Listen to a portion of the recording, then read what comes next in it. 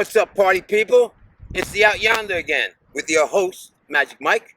Today, Jeff Beech, actor, musician, model, Chippendales Dancer.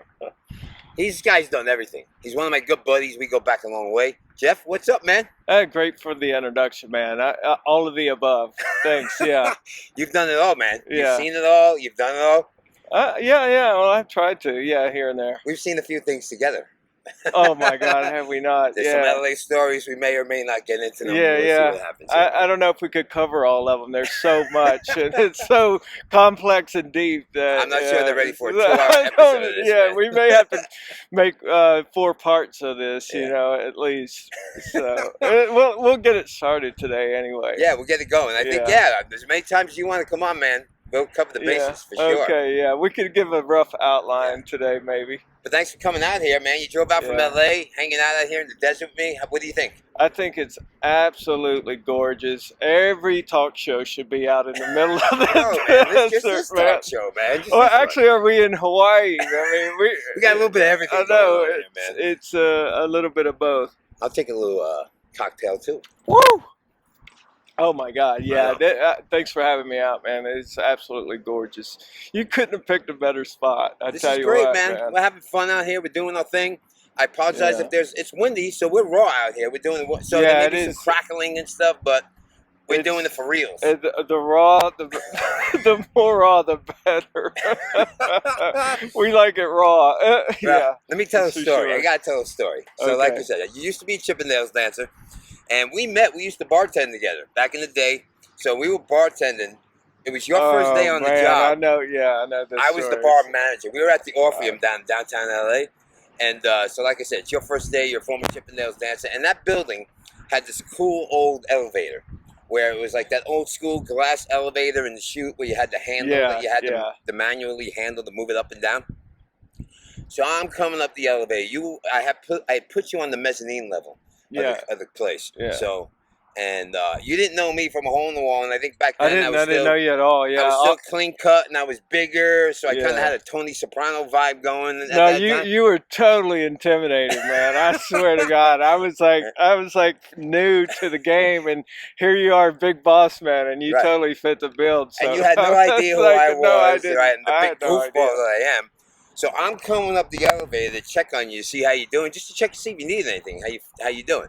So I'm coming up the elevator, and the elevator moves slow. It's going, and like it's got a glass door, so you can slowly see what's coming up. So I'm coming up, and the glass is coming up, and then I see feet, and then I see some knees, and I see some bopping, and then I see a couch, and 3 ladies sitting on it, and there's you, and you're like doing your thing. And I come up and the door's open and you turn and you were like, oh my God, you busted me, man. I thought I was gonna die. You thought that was it? Yeah. And then I just started laughing and we took off from I there. swear, I had those 3 girls like cornered on the couch. Show us they were like right here. And I looked back and I was like, oh my God, and the ladies were laughing and I was like, my whole face turned red and oh my God, I wanted to die. But you started laughing, I was like, okay, we're cool. We're cool, man. We've been cool ever since, and like we've seen a lot of crazy things. Yeah, I know. I mean, we've known each other for a while, but I swear we got into a lot with just those few years and had a good time. Had a good time because we had a lot of time. We're convinced like we were friends in like another lifetime. Back in the day in the 80s New York club scene, because you were working in New York at the time at Chippendales. I was working every nightclub in town on a nightly basis. You told me that story that I used to work at a skate. Was it Escape in New Jersey? Yeah. No, Long Island. Yeah, I was a shirtless waiter. Long Island. Yeah. I wasn't skilled like you with the dancing. I just put on the bow tie and no shirt and carry a cocktail tray. Yeah. So You told me that story and I thought I was going to die. Because we used to go out there like on the weekends way back and do shows out there. And probably nobody knows where that is or what that is. But that was a big deal back then. If you were at Escapes, you were a big deal. Yeah, I was in the middle of things back then, man. Yeah, man. And I was doing my thing too. But that whole New York experience woke me up right out of Nashville. Yeah, because you came out. You're from Nashville, and are you from like the city, or are you more like in the like out in the farms? I had a farm. Well, my dad had a farm and raised us up on farm and suburb. We had a house kind of in the suburb. It was kind of out. Anyway, it wasn't the farm and it wasn't the suburbs. It was kind of in between. So we had that farm, and then we had the suburbs, and I'd go back and forth between the two, and so we always had the cows and the chickens, and I had to do all the chores and the dirty work, cleaning shit out of it was just filthy construction work. My dad owned a construction company and very successful, and it was cracking the damn whip at the crack of dawn every day, so I was like, how did I get out of this life? I really enjoyed the outside and the outdoors, and having the dirt bikes, and but once you grow out of that, in your teenage years, it's like, let's go to work, and it was really tough, and so when the opportunity came to move to New York, man, I didn't think twice. I was like, God came down and saved me. And that must have been some eye opener, because New York today, everybody likes New York cool, but New York then, we're dating ourselves. Oh no, but this was back in the day, before all this Disney World. No. Shit, back in man. the day when I was trolling the nightclubs on a daily basis. You were out there in the mid to late 80s. It was crazy. Oh man. My God, people don't understand the nightlife now compared to it was back then. It was crazy. I mean, did you ever go to the Vault? Oh, of course I went to the Vault, man. I used to hang out there. I don't know that everybody knows the Vault, but if anybody doesn't know what the Vault is, you all know what the Vault is, because the Vault is where Madonna did her sex book. Yeah, her whole sex book was featured in that in the Vault. It was a crazy place. And it's in the meatpacking district right there below Chelsea. Yeah. And we were never, I personally was never into it. We would just like take shots after the show. We dance, and we're like, hey, let's go down to the Vault.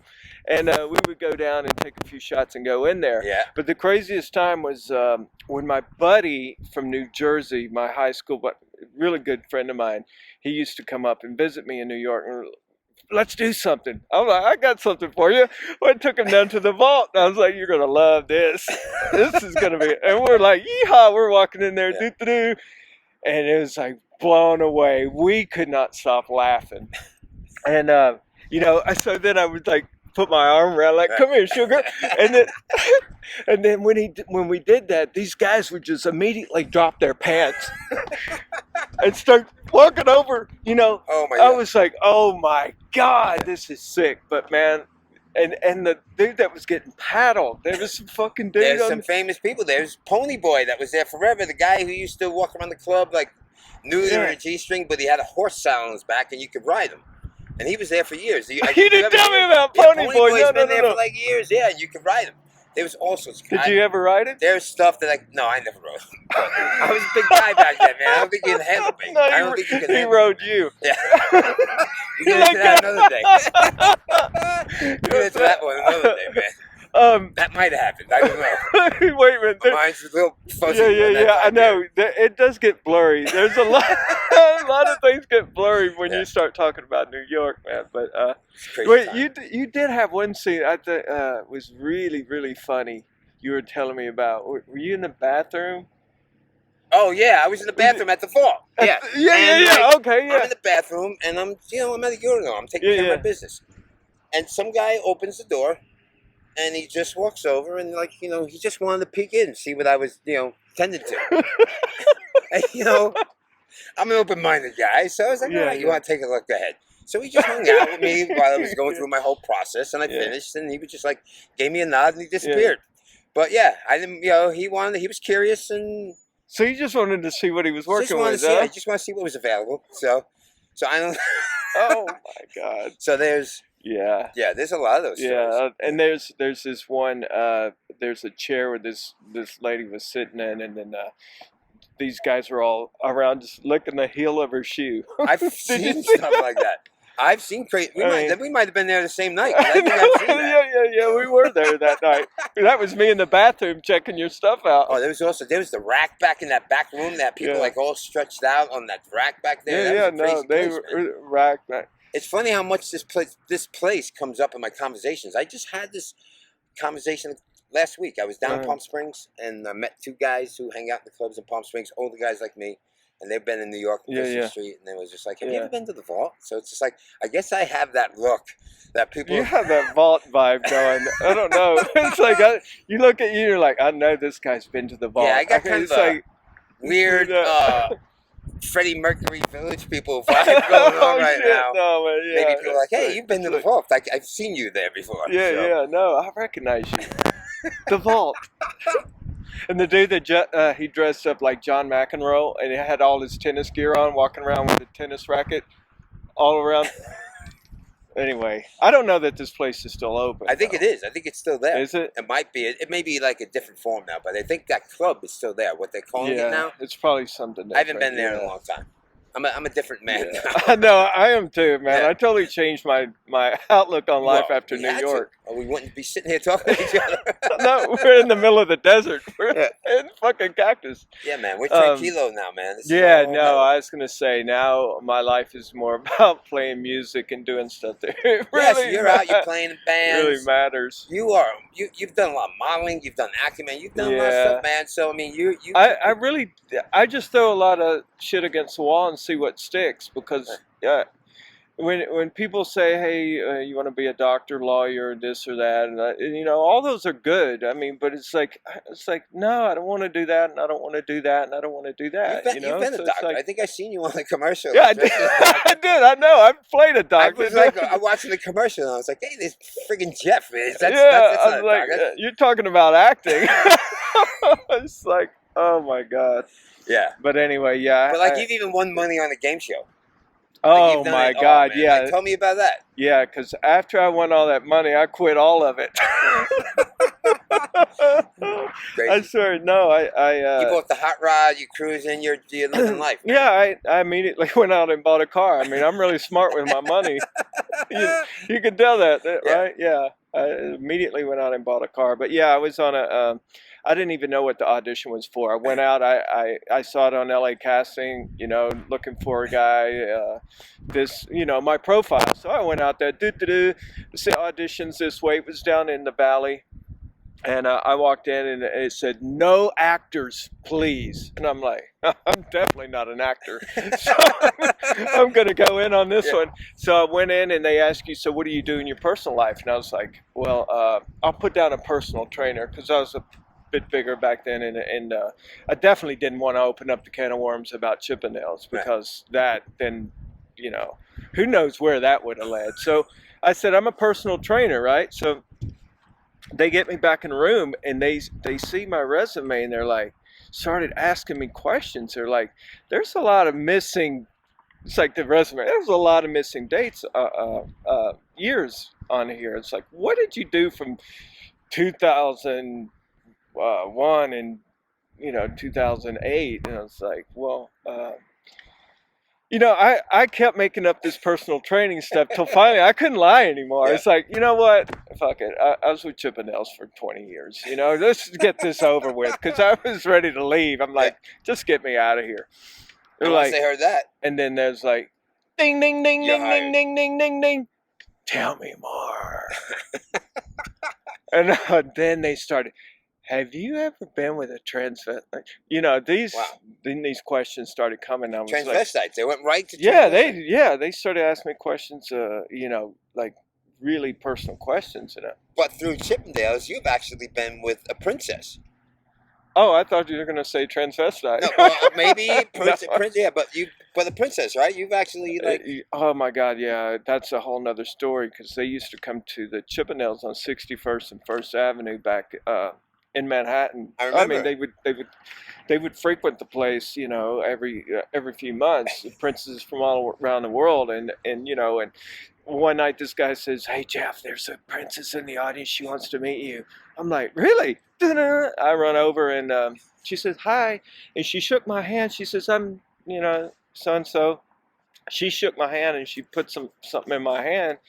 And I run back to the dressing room and I'm like, look, it's $100 bill. And so I was like, wow, this is that's awesome, you know. Like, I've never met anybody like that, you know. So I was really impressed with it all. And then the guy comes back and he says, "Hey, the girl wants to know if you want to go out to dinner after the show." And I was like, "Well, yeah, certainly, let's go." You know, and so I go to dinner with the two of them. They were sisters, and two princesses. Yeah, they were two. They both were sisters. One. Just for the record, I have 0 princesses on my resume. That you know about. That I know about, yeah, right. I mean, you know, those fuzzy nights in New York, you never know. Yeah, so I go out to dinner with them, and it kicked off a relationship for like 4 or 5 years, and it really put out some I don't know, some really wild experiences came from that. I mean, they would fly my mom and dad to New York. Wow. And take them shopping, take them to all the restaurants. I mean, money. I don't even know. Their bank account must be bottomless because you guys are really rock stars, man. You guys really were, man. You guys said we like to say that. Yeah, I mean, we live that lifestyle. That's for sure. Yeah. I mean, the opportunity is totally there, and you know, and you can totally do it. But I watch people living that lifestyle that quickly go downhill fast. Oh, yeah. I mean, they sink and burn. So it's like, okay, let's dabble in it, let's have fun with it, but don't really get caught into it. Right. And that, you know, and then I lasted for like 20 years in Wow. Chippendales just because I kind of danced around it and you survived. literally. I mean, yeah, there's a lot of guys who can't make it, but that's even in acting and music, all stuff that we've played around with. Yeah, yeah. You look at the rock stars, you know, Well, suicide. not even whatever, rock it's like- stars. I got friends, man. I have Yeah. lost a couple of friends in the last couple of years. Just Yeah. it's crazy to think about, you know, but they don't survive it, man. Yeah, that lifestyle, boy. You don't know what you're doing if you just dive in and Yeah. and just go all in. And Yeah. you got to have some roots, and that's where it goes back to my family and being up on a farm and stuff. So I really had that grounding that kind of Family's everything. kind of held me Absolutely. together. But boy, I tell you what, I mean, we would go to the casinos. Here's an example of what we would do, because I brought my friend Michael, a buddy of mine, another Chippendale guy. I was like, look, I can't date both of these girls, so why don't you come along with me? We'll go have some fun. Yeah. And so we would go on little vacations to like Atlantic City. Yeah.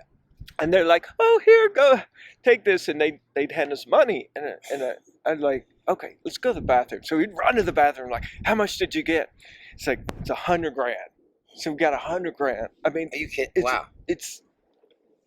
Yeah, they would like hand us money, like here's some spending money, and it'd be like $100 grand. Wow. Not 100. I'm sorry, it'd be like 10 grand. 10 grand. Yeah, it'd But be like that's 10 like grand. 20 years ago, so it's almost like 100 Yeah, grand. yeah. And I was only like in my 20s at the time. I Yeah, was that's like a lot of walking down the pocket with 10 grand, and you're walking down the street with 10 grand in your pocket at 20 years old. It's like, Oh, I know it. I got hit by a car when I was a kid, so right, you told me yeah, that. and I won a lawsuit, so I got some money when I was a kid, and I got Yeah, like yeah. 10 grand when I was 18. Yeah, You're surprised how fast yeah, no, I don't. 10 grand in an Yeah. 18-year-old, 19, 20-year-old's pocket, how fast that goes. Yeah. Mine went like that. I was taking care of everybody.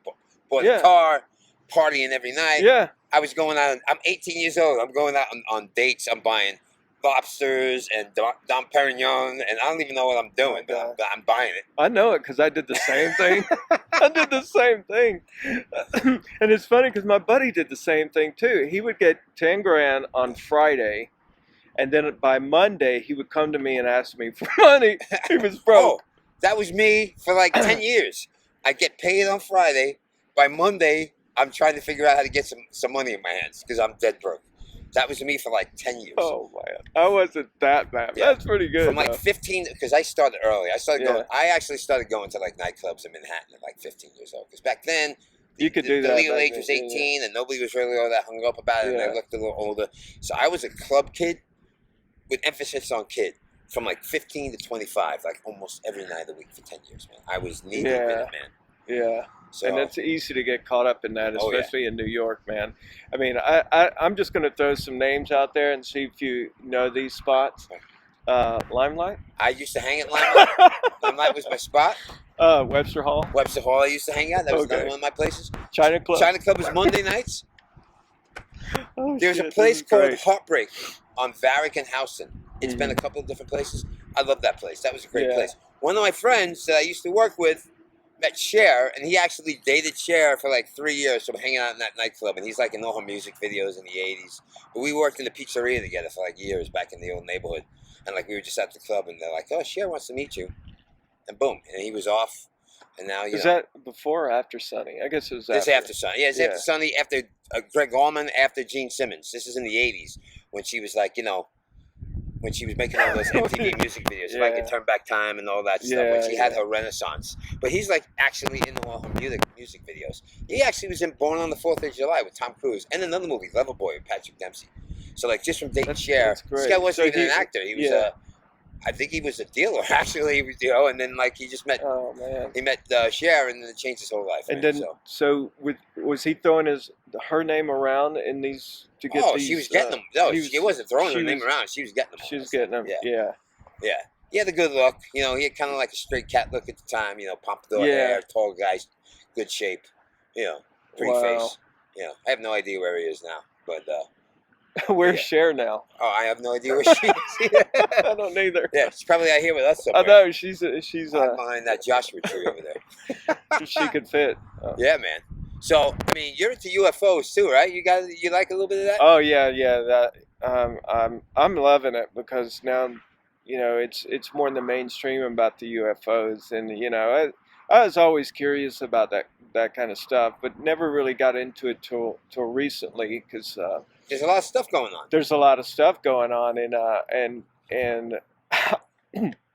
I think it's really more important for people to be watching what's going on in our skies, and because the technology that they have that they're using. I mean, I'm sure our government's probably back engineering all this stuff, but just to know that there's other people out there that's way more advanced than us, and they're watching us with all these wars and shit going. These guys got to get it together. No, there's definitely stuff going on, and there's stuff going on out here. I just found out. We're gonna do another episode real soon. I just found out the other day that there's an area not too far from here where there was apparently a UFO crash in 2009, and people came out of their houses. They saw something coming out of the sky. And it crashed down, and they came out to like an area in the desert, like where this was, to see what happened. And before they can get there, like 20 SUVs came and circled the crash area and shined brights out at the people and said, "That's as far as you go." Whoa! Yeah. So I know where the spot is. I just found out this week. So can we get to it? I think we can get to it. And I think maybe we'll do a remote show from that spot, Let's do it. We can go live to some of these sites, man, because that's a big no for us to know what's going on with all that stuff. They immediately will come in and cover it up, and they've been covering this up since Roswell, and and who knows how far back they've been doing it, and they're back engineering all this stuff, and it's time for all this stuff to come out. I mean, we're grown now. I think we can take it as here. Well, there was a little chatter a couple of weeks ago about maybe because there was some stuff out. They were talking about some stuff, how they're getting a little bit more open with stuff because they're trying to prepare society. Yeah, that's exactly what you hit it right on. Yeah, it's the soft disclosure. Right. It's like, come on, man, just give it to the people. Putting things out there in little drips and drabs, because eventually they're gonna tell you this actually happened. Yeah, We're gonna investigate. That's gonna be our thing. Yeah, I'm totally with you. We're gonna have you back. I have another guest who wants to do that too. So we're gonna do some UFO stuff. Yeah. Let's dive into it, man. I'm with you 100%. Yeah. So next time we have you on, we're definitely gonna do. We're definitely gonna do a UFO episode. Special report. I mean, this stuff really matters, man. That's why I'm like, I don't know. I think we should get in it. We're definitely gonna get into it. Cool. So. All right, man. Well. This video went pretty long. I'm not sure everybody's going to watch this whole thing. Oh, well, they'll watch this one. This was a crazy one. We had a good time here, well, we can pick up and dive deeper into some of this stuff later. But man, it's so exciting and fun to be with you, man. No, it's great to have you out here, man. Yeah. I appreciate it. And look up Jeff online. He's got social media. Maybe not. Maybe not. But he's all over the place. Instagram, Facebook, Jeff Beech, Beech. You'll see it spelled out there. You got any particular handles you want to put out there? They can find you. They just put Jeff Beech. Yeah, they'll find your stuff out there. You can find it. You can just Google it. And as always with me, email me toywmm@gmail.com. That is the initials for the Out Yonder with Magic Mike @gmail.com. Come on, tell me you want to be a guest. Send me questions for Ask Magic Mike. We're gonna do an episode of that real soon. They're coming in. I need some more. and click on this handsome guy right above Jeff right here, because that will lead you to subscribe to the show. Yep, that's it right there. I think he's right there. Subscribe to the show. I need more subscribers, so come on aboard. Join me out yonder. Jeff, thanks again. Yeah, thank you, man. real soon. It's great. Peace.